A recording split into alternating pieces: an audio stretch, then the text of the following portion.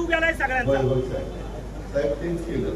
आता तेवढंच टीम येईल, बाकी काय येणार तुम्हाला. किती दिवसात करणार? एक मिनिट, तुला 6 लाख करायला आम्ही बिल टाकली समजू होता हे असला 4 मग असतो आलो तर काय झालं.